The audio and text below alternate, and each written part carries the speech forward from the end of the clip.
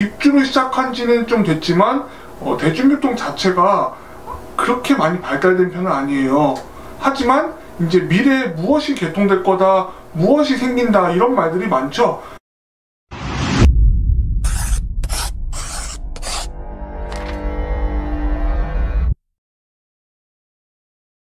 안녕하세요. 내 집 찾기입니다.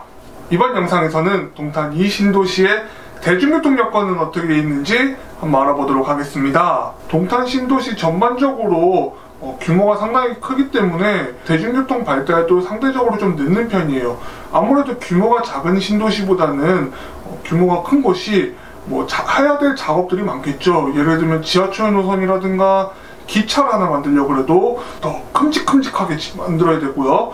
그런 일들 때문에 입주를 시작한 지는 좀 됐지만 대중교통 자체가 그렇게 많이 발달된 편은 아니에요. 하지만 이제 미래에 무엇이 개통될 거다, 무엇이 생긴다 이런 말들이 많죠. 이번에 대중교통에 대해서 이야기한 영상에서 모두 다뤄보도록 하겠습니다. 동탄 이 신도시의 대중교통을 좀 나눠보면은 현재 운영되고 있는 수단과 그렇지 않은 수단으로 나눌 수 있겠습니다.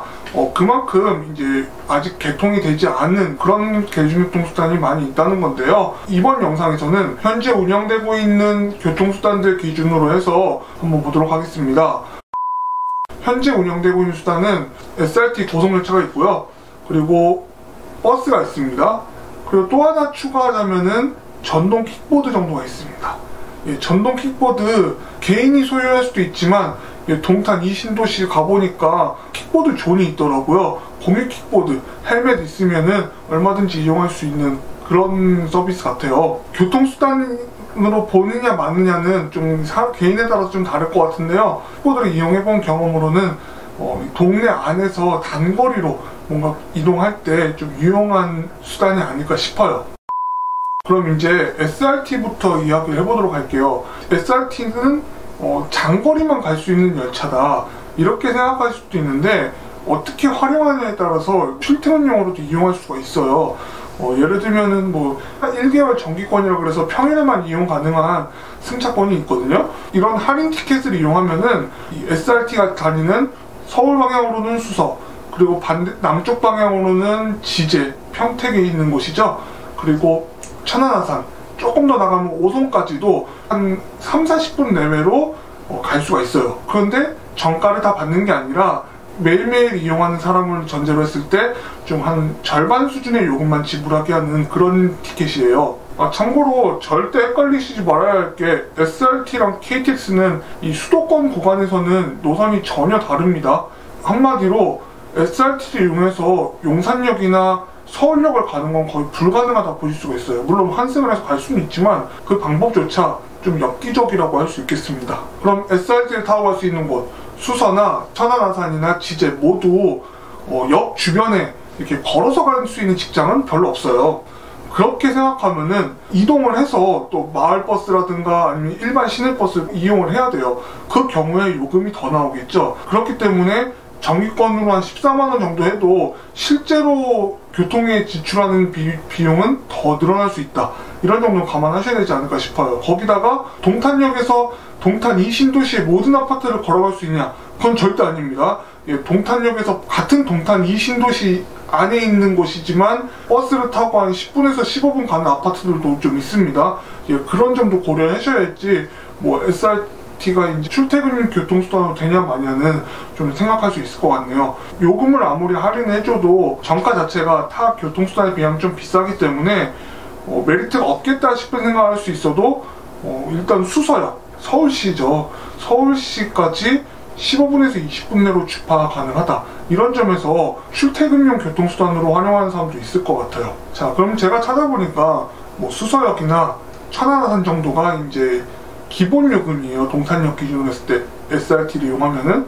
그러면 한 달치 정기권을 끊었을 때 돈이 얼마 나오나 봤더니 한 14만원 정도가 나오더라고요. 어떻게 보면 한 달치 교통요금이 14만원대다 그러면 싸면 쌀 수도 있고 비싸면 비쌀 수 있는 돈이에요. 그런데 잘 생각하셔야 될 게 환승이 안 돼요. 몇 번 이제 장거리 여행을 할 때 고속버스를 이용하기는 쉽지는 않아도 기차를 이용해서 타지로 가는 것은 매우 수월하다고 볼 수가 있겠습니다. SRT에 대해서는 이렇게 설명을 했지만 향후 여기에 또 GTX A 노선이 들어오는 거 동탄에 관심 가지는 분들은 많이 아실 거라 생각하는데요. 아직 개통되지 않은 교통수단에 대해서 이야기할 때 좀 더 자세히 하는 걸로 하겠습니다. 다음 이제 버스는 어떻게 형성되어 있는지 한번 보도록 할게요.